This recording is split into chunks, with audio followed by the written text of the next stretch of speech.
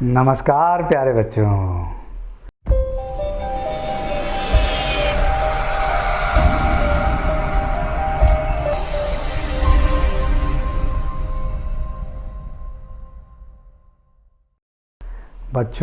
आज हम कक्षा 9वीं के साइंस यानी विज्ञान का सफ़र प्रारंभ करने जा रहे हैं। विज्ञान के जो चैप्टर्स हैं उनमें फिजिक्स का पहला चैप्टर गति है।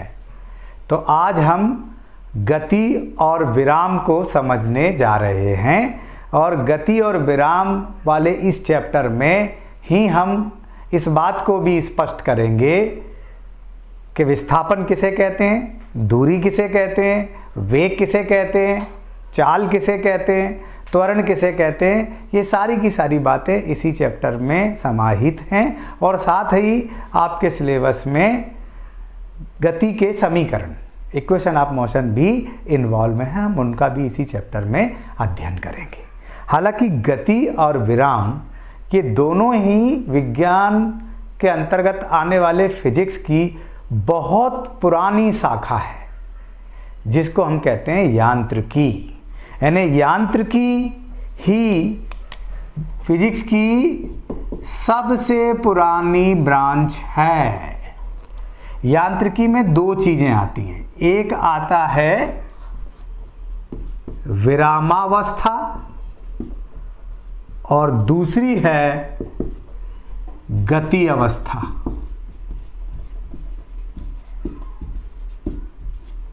ठीक, इस गति अवस्था को भी हमने दो भागों में डिवाइड किया है। एक है शुद्ध गतिकी और दूसरी है गति विज्ञान। ठीक, इसमें हम वस्तु के विराम का अध्ययन करते हैं। इस ब्रांच में समय का कोई विशेष महत्व नहीं रहता। इसमें हम वस्तु की गति का अध्ययन करेंगे। तो गति का अध्ययन करना है तो ऑब्वियसली समय का महत्व बहुत बढ़ जाता है, इसमें ज़्यादातर टाइम इन्वॉल्व हो जाता है इसमें। ठीक, इसी की दो शाखाएं हैं। इसमें हम वस्तु की गति का तो अध्ययन करते हैं लेकिन उस कारण का अध्ययन नहीं करते जिसके अंतर्गत वस्तु गति कर रही है। इसमें हम वस्तु की गति के साथ साथ उस कारण का भी अध्ययन करते हैं जिसके कारण वस्तु गति कर रही है। ठीक है, तो यहाँ रीजन में भी आ जाता है। ये जो आपका चैप्टर है गति, ये शुद्ध गतिकी के अंतर्गत आने वाला चैप्टर है। ठीक है, हम इसके अंतर्गत पढ़ेंगे, अर्थात वस्तु की गति का अध्ययन तो करेंगे लेकिन उस कारण का अध्ययन नहीं करेंगे जिसके कारण वस्तु गति कर रही है। ठीक है, तो हम पहले देखें कि हमने विराम और गति किसको कहा है। तो सामान्य तौर पर आपने पढ़ा है कि जब कोई वस्तु समय और वातावरण के साथ अपनी स्थिति में कोई परिवर्तन नहीं करती तो उसको विराम अवस्था में कहते हैं। या जब कोई वस्तु समय के सापेक्ष अपनी स्थिति में परिवर्तन करती है, वातावरण के साथ अपनी स्थिति में परिवर्तन करती है, तो हम उसको गति अवस्था में कहते हैं। ठीक है, तो ये वातावरण और समय को कैसे इन्वॉल्व करना है, कब वस्तु को गति में कहना है, कब वस्तु को विराम अवस्था में कहना है, ये बहुत महत्वपूर्ण है। तो आप ये कह दो कि एक कार गति कर रही है या एक कार चल रही है, तो ये कथन अपने आप में पूर्ण नहीं है, है ना। एक व्यक्ति बैठा है, ये कथन भी देखा जाए तो अपने आप में पूर्ण नहीं है, क्योंकि गति और विराम ये निरपेक्ष नहीं है, ये सब सापेक्ष है। हमें किसी न किसी वस्तु या व्यक्ति के सापेक्ष ही गति का अध्ययन करना रहता है। ऐसा नहीं होगा कि एक लड़का दौड़ में फर्स्ट आया, पूछा गया कि कितने लड़के दौड़ रहे थे तो बोले वो अकेला ही दौड़ रहा था, तो फिर फर्स्ट का कॉन्सेप्ट नहीं बनेगा। भाई फर्स्ट आना दैट मीन्स बाकी बच्चों का पीछे होना, उसके कंपेयर में बाकी बच्चों का पिछड़ना, तो हम कह देते हैं कि वो फर्स्ट आया। यानी रिस्पेक्ट, एक लड़का क्लास में फर्स्ट आया तो इसका मतलब ये हुआ कि अन्य लड़कों से उसके मार्क्स ज़्यादा है, तो हमने वहाँ अन्य को रिस्पेक्ट दिया है ना। किसी न किसी एक वस्तु को रिस्पेक्ट में लेंगे ही लेंगे, तब गति और विराम को परिभाषित करेंगे। तो वह बिंदु या वह स्थान जहाँ पर खड़े होकर आप किसी वस्तु की गति या विराम का अध्ययन करेंगे, उसको आप निर्देश बिंदु कहेंगे, और उस निर्देश बिंदु को ही गणितीय भाषा में आप मूल बिंदु कह देते हो। जहाँ पर खड़े हैं आप, जहाँ अध्ययन कर रहे हैं, जैसे किसी स्थान की दूरी को हम नाप रहे हैं बस स्टैंड पर खड़े होकर के, तो उस समय मूल बिंदु बस स्टैंड हो जाएगा। या आप किसी चौराहे पर खड़े होकर किसी स्थान की दूरी को नाप रहे हैं, तो वो जहाँ खड़े हो आप, वो बिंदु, वो चौराया मूल बिंदु हो जाएगा। ठीक है। या किसी पर्टिकुलर वस्तु या किसी बस में या किसी भी फ्रेम में, है ना, आप बैठकर खड़े होकर किसी वस्तु की गति या विराम का अध्ययन कर रहे हो, वो निर्देश फ्रेम कहलाएगी। जैसे मैं पृथ्वी पर खड़े होकर आकाशीय पिंडों का अध्ययन कर रहा हूँ, तो पृथ्वी आपकी निर्देश फ्रेम हो जाएगी। आपने देखा होगा कभी कभी अभ्यारण्य वगैरह में या वन्य प्राणियों को देखने के लिए हम वन विहार वगैरह में जाते हैं, तो हमको एक जालीदार गाड़ी में बिठा दिया जाता है। हम उसमें से बैठे बैठे सब चीज़ देखते हैं। हालांकि कोई हिंसक जानवर आप पर अटैक ना कर दे, उसकी सुरक्षा के लिए आपको उसमें बिठाया जाता है, लेकिन आप उसमें बैठ करके जानवरों को देख रहे हो, तो वो आपके लिए निर्देश फ्रेम कहलाएगी। तो इस संसार में गति और विराम निरपेक्ष नहीं है, सबकी सब सापेक्षिक हैं, सबकी सब अपेक्षिक हैं। एक दूसरे के सापेक्ष, एक दूसरे के रिस्पेक्ट में ही हम गति और विराम का अध्ययन करते हैं। जैसे देखिएगा, एक मिनट के लिए मान लीजिए कि आप यहाँ बैठे हैं, ये हो गया आपका मूल बिंदु, और कोई वस्तु या कोई, मान लीजिए ये एक कार खड़ी है पी पर। समय के साथ इस बिंदु के सापेक्ष इस कार की गति में, इस कार की स्थिति में कोई परिवर्तन नहीं हो रहा है, तो हम कह देते हैं कार इसके सापेक्ष विराम अवस्था में। लेकिन अगर एक व्यक्ति इधर से दौड़ता हुआ जा रहा है, ऐसा वो दौड़ता हुआ जा रहा है, ऐसा, तो फिर इसके सापेक्ष इसकी स्थिति में परिवर्तन होगा, बार बार परिवर्तित होगी। तो फिर ये कार भले ही खड़ी है, लेकिन इसके सापेक्ष गति अवस्था में कही जाएगी। ठीक है ना। तो कब कोई वस्तु विराम में और कब कोई वस्तु गति अवस्था में कही जाएगी, ये डिपेंड करेगा निर्देश बिंदु पर या निर्देश फ्रेम पर। ऐसा हो सकता है कि एक ही वस्तु एक ही समय पर गति और विराम दोनों में हो। तो गति और विराम दोनों में होंगी, तो उसको अपन कैसे कह सकते हैं। तो देखो, जैसे मान लीजिए कि आप बस में बैठ करके चल रहे हैं, ठीक है, और जब आप खिड़की से देखते हो तो आपको पेड़ पौधे मकान सब पीछे हटते हुए नजर आते हैं, यानी गति करते हुए। तो आप कह दोगे कि वो गति अवस्था में आपके सापेक्ष।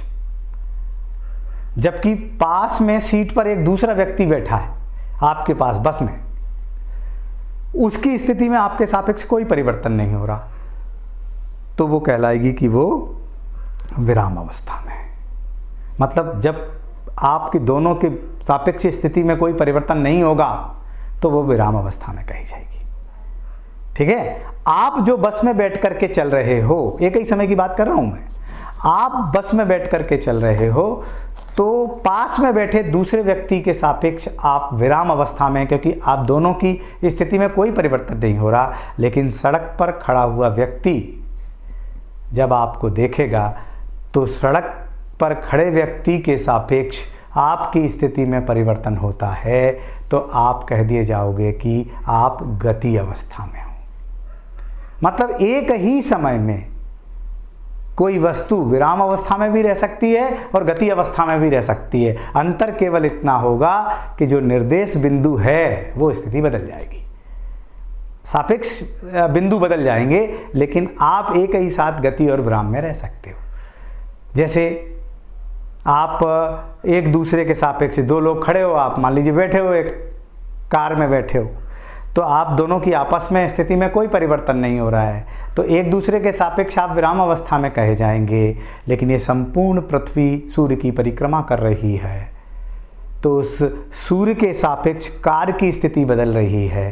कार में आप बैठे हैं तो आपकी स्थिति भी बदल रही है, तो सूर्य के सापेक्ष आप गति अवस्था में कहे जाएंगे और एक दूसरे के सापेक्ष आप विराम अवस्था में कहे जाएंगे।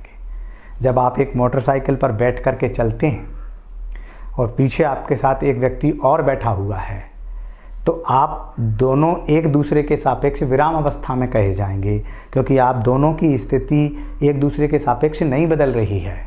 लेकिन जैसे ही आपकी नज़र कार पर पड़ेगी या मान लीजिए रोड पर खड़ी किसी वस्तु पर पड़ेगी या मान लीजिए सड़क पर पड़ेगी, तो आपकी बाइक के, मोटरसाइकिल के साथ साथ उनकी स्थिति में परिवर्तन होता चला जाएगा। चल आप रहे है ना, जैसे मैं ये खड़ा हूँ और मैं ऐसे हट के चला गया तो आपके सापेक्ष मेरी स्थिति में परिवर्तन हो जाएगा, क्योंकि मैंने अपनी स्थिति में परिवर्तन कर लिया है, तो मैं गति अवस्था में कहा जाऊँगा। और अगर स्थिति में परिवर्तन नहीं होगा तो आप विराम अवस्था में कहलाएंगे। तो इस हिसाब से तो संसार की हर वस्तु गति कर रही है, कभी न कभी किसी न किसी वस्तु के सापेक्ष उसकी स्थिति में परिवर्तन होता ही है। जैसे उदाहरण के तौर पे आप मान लीजिए कि आप स्कूल जाते हैं, स्कूल में जब तक आप ग्राउंड में खड़े हैं या मान लो कक्षा में बैठे हैं तो एक बिंदु को निर्धारित कर लीजिए, वो मूल बिंदु है, उसके सापेक्ष बिल्डिंग की स्थिति में परिवर्तन नहीं हो रहा है, तो बिल्डिंग विराम अवस्था में कहलाई जाएगी। लेकिन जब आप मान लीजिए छुट्टी के बाद अपने घर आते हैं तो फिर आपकी स्थिति बदलने के साथ साथ, आपकी स्थिति के साथ साथ स्कूल की स्थिति बदलती चली जा रही है, तो फिर स्कूल जो है वो गति अवस्था में कहलाएगा। तो इस हिसाब से तो संसार की हर वस्तुएं गति कर रही हैं, चाहे वो पेड़ हो, मकान हो, तारे हों, चंद्रमा हो, सूर्य हो, ठीक है। और इवन देन हम तो कह रहे हैं कि कुछ ऐसी गतियाँ जो होते रहना चाहिए, जैसे आपके शरीर के अंदर सिराओं और धमनियों में रक्त बह रहा है, ये बहते रहना चाहिए, भगवान करे, अन्यथा आप विराम अवस्था में आ जाएंगे, ठीक है। और आपके जो फेफड़े हैं ये भी मोशन कर रहे हैं, इनको भी मोशन करते रहना चाहिए, ठीक है। तो जब कोई वस्तु समय के साथ अपनी स्थिति में परिवर्तन करेगी या निर्देश बिंदु के सापेक्ष अपनी स्थिति में परिवर्तन करती है, समय और निर्देश बिंदु के सापेक्ष, तो फिर वो गति अवस्था में कही जाएगी। और जब कोई वस्तु समय और निर्देश बिंदु के सापेक्ष अपनी स्थिति में कोई परिवर्तन नहीं करती, तो फिर वो विराम अवस्था में कही जाएगी। इसको गणितीय रूप में भी देखें, थोड़ा सा मैं बताता हूँ आपको। जैसे मान लीजिए कि ये एक बिंदु है जिसको आपने मूल बिंदु मान लीजिए बस स्टैंड है। यहाँ से एक बस चली निकली, यहाँ खड़ी हुई है, यहाँ टाइम बदलता चला जा रहा है, लेकिन इसकी स्थिति में कोई परिवर्तन नहीं हो रहा है, तो फिर आप कह दोगे कि ये विराम अवस्था में। अब चूंकि यहाँ से इसकी कुछ तो दूरी है, कुछ तो पोजीशन है, तो मैंने मान लिया उसको कि ये x है और घड़ी देखना शुरू कर दिया आपने, 1 2 3 4 सेकंड बदलते चले जा रहे हैं, लेकिन इसकी स्थिति में परिवर्तन नहीं हो रहा है, तो आप कहोगे कि बस विराम अवस्था में। और अक्सर आप कहते भी हो, देखो बस खड़ी है, यानी जहाँ आप खड़े हो आपके सापेक्ष उसकी स्थिति में परिवर्तन नहीं हो रहा, तो वो विराम अवस्था में कही जाएगी।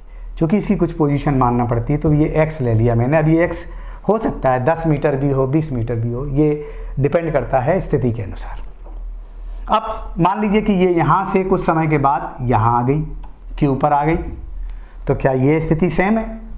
नहीं, ये बदल जाएगी। तो फिर मैं x नहीं ले सकता, फिर मेरे को दूसरा कुछ और लेना होगा, उसको मैंने x1 कह दिया,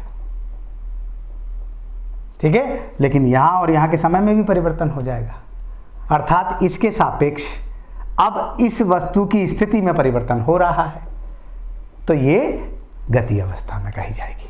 तो जब कोई वस्तु समय और निर्देश बिंदु के सापेक्ष अपनी स्थिति में परिवर्तन करती है, तो हम उसको गति अवस्था में कहते हैं, मोशन में कहते हैं। और अगर स्थिति में परिवर्तन नहीं करती है, यहीं कहीं खड़ी हो गई, टाइम बदलता चला जा रहा है, तो फिर हम उसको विराम अवस्था में कहते हैं।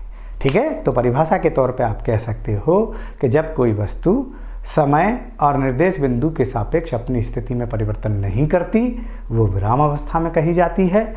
और जब कोई वस्तु समय और निर्देश बिंदु के सापेक्ष अपनी स्थिति में परिवर्तन करती है, तो वो गति अवस्था में कही जाती है।